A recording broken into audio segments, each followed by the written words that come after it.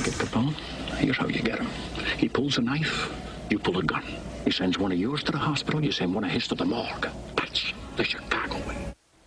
All right, well, maybe it's not quite that far, but the White House is under fire for what some are calling Chicago-style tactics to intimidate members of Congress who are critical of the president's stimulus plan, other plans. In a letter to Chief of Staff Rahm Emmanuel, Congressman Darrell, Issa, Republican, writes, quote, while this type of scare tactic may work in Chicago, it will not work to intimidate me or other members of the United States Congress. The congressman joins us right now. Congressman Issa, good to have you.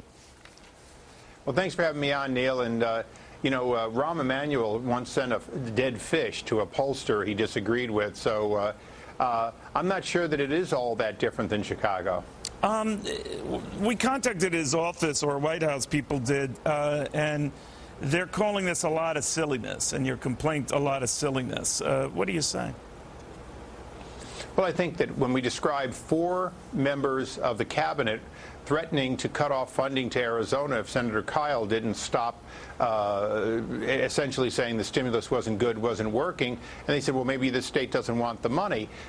You could call that a little silly. You could also call President Obama telling the state of California when Arnold Schwarzenegger wasn't doing what the union wanted, that they weren't going to get stimulus money. And of course, Governor Schwarzenegger fought back.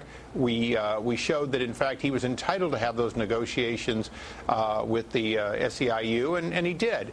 But we've had to fight against the threat of having tax dollars held back from states if states didn't do what the federal government wants. That is Chicago-style politics. I think it has a lot to do with Rahm's influence and with how he came up through the political machine.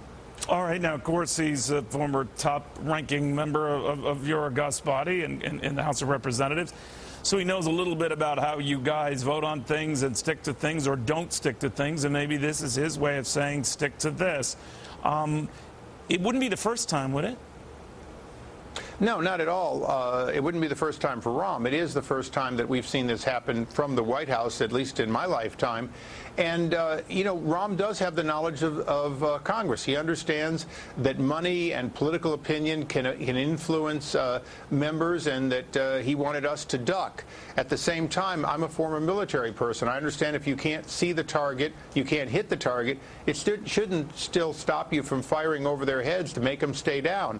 And in this case, even though I could not stop Rahm from this Chicago-style politics, letting him know they were watching him, letting him know we weren't going to take it laying down in California, in Arizona, or in Washington seemed to be and is the right thing to do. No, I see your point, Congressman, but my point was this isn't the first time.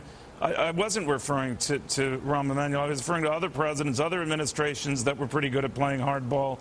Lyndon Johnson comes to mind. Richard Nixon comes to mind. Bill Clinton comes to mind. Even the prior president comes to mind when it came to corralling support for the war in Iraq. I'm not judging either or any of the prior. I'm just saying that this is how the game is played, is it not?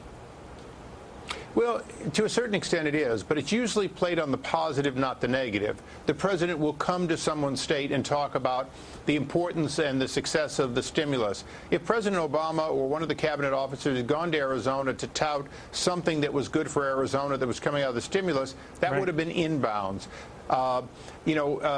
Saying, look, we're going to work hard to get you funding in a package if you support this. That happens all the time. But after the law has been passed, after $800 billion is out there, to say we'll basically withhold it if you don't play ball, no, that hasn't happened before. Let me ask, one thing that hasn't happened before is a little new is this WhiteHouse.gov website where we might have just lost him, but can you hear me, Congressman? Nope. Oh, we just lost him.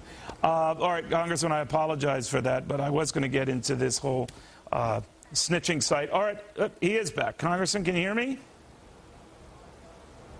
No, you cannot.